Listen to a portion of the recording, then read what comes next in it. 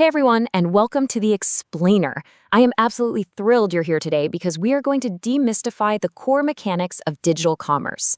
We all use the internet every single day to buy, sell, and interact. But today we're looking under the hood to see exactly how these digital engines are actually built. It's the million-dollar, or rather the trillion-dollar question, isn't it? How do digital businesses actually make money? Okay, let's dive into this. We're going to take a journey today that I like to call blueprint to skyscraper. We're going to start with the universal building blocks of a single company's business model, and we'll build all the way up to the macro level strategies that are literally reshaping entire global industry structures. So, here is our roadmap for today. First up, the anatomy of a business model. Second, major business to consumer models. Third, major business to business models. And finally, we'll wrap up with strategy and industry structure. All right, Section 1, Anatomy of a Business Model, the blueprint. Think of a business model as the absolute fundamental DNA of any successful company. It's simply a set of planned activities designed to result in a profit in a marketplace. It defines who buys, who sells, and the underlying logic of how revenue is actually generated. Now, it's often said that the internet changed everything, but here is an absolutely critical takeaway from our sources. The internet changed the tools and the speed of commerce, for sure, but it did not change the fundamental rules of business. A company still has to offer real value and actually make a profit to survive. Now, what's really interesting about this is how these 8 key elements fit together. It's exactly like a giant puzzle. According to our source material, you can't just have a great product. It has to fit perfectly with your market opportunity, your competitive environment, your revenue model, the whole shebang. If one puzzle piece is missing or just doesn't quite fit, the entire model falls apart. Let's rapid fire through the most critical of those core elements. First, you need a value proposition. Basically, why should the customer buy from you? You need a revenue model. How exactly do you plan to earn money? You need a competitive advantage and a market strategy to actually reach your target audience. But out of all these, pay special attention to the management team. Why? Well, because a great idea on paper means absolutely nothing if you don't have experienced leaders to execute it, and more importantly, to pivot when things inevitably go wrong. A strong management team is what truly gives the entire model credibility with outside investors. Okay, moving on to Section 2, Major B2C Business Models. So now that we have our blueprints, let's look at the specific digital buildings constructed from them, starting with business to consumer, or B2C models. There is just a vast variety of ways companies reach us, the consumers. An e-tailer, like Amazon for instance, offers massive scale, incredible convenience, and super fast fulfillment, relying heavily on a direct sales revenue model. Then you have community providers like Facebook or LinkedIn, whose true value is in the connection itself, that typically use a hybrid revenue model blending advertising and subscriptions.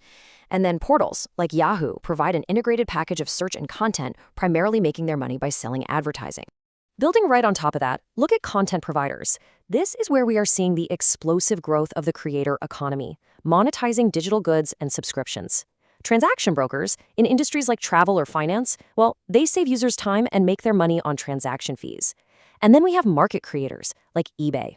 Their genius is that they don't hold any inventory at all. They just build the digital environment for buyers and sellers to meet, earning a commission on every single match made.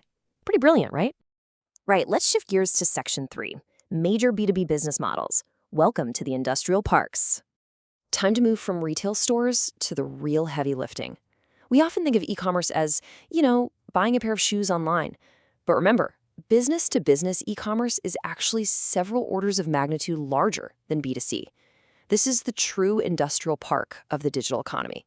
The landscape here is dense, but absolutely fascinating. You have e-distributors like Grainger, who act as giant digital wholesale stores for MRO goods, which simply means maintenance, repair, and operations supplies. But then look at e-procurement companies like Ariba. They create software as a service scale economies, automating the actual purchasing process for indirect goods across thousands of firms. And industry consortia, like SupplyOn.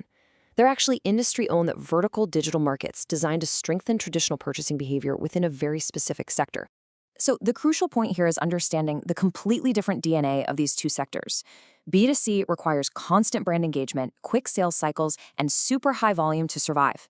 B2B, on the other hand, it might scale slower initially, but because it relies on bulk orders, long-term contracts, and massive trust signals, it is often highly profitable and incredibly stable once those partnerships are actually locked in.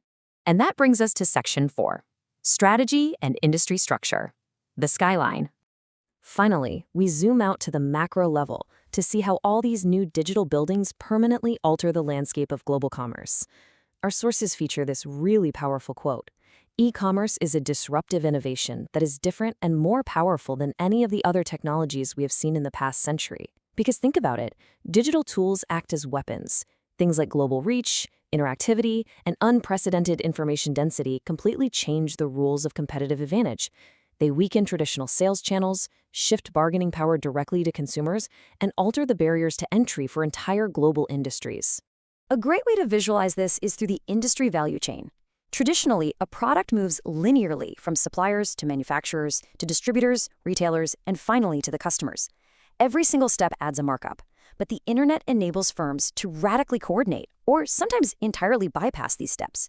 It creates what our sources call value webs, where the internet links a firm seamlessly with its strategic partners, optimizing the entire flow of goods and information.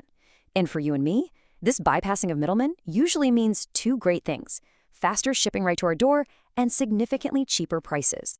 Now, to survive in this totally new digital landscape, companies leverage specific e-commerce strategies. They use digital tools for extreme product differentiation or just brutal cost competition. They can employ a scope strategy to suddenly compete globally, or a focus strategy to completely dominate a tiny niche. But perhaps the absolute most powerful strategy? Customer intimacy. Because of data, companies now know what you want before you even know you want it. This makes it the ultimate retention tool. When a company achieves this true digital customer intimacy, integrating directly into our daily lives, it directly reduces the threat of consumers swapping over to a substitute product. Which brings us to the end of our digital architecture tour. We've seen the blueprints, the buildings, and the shifting skyline.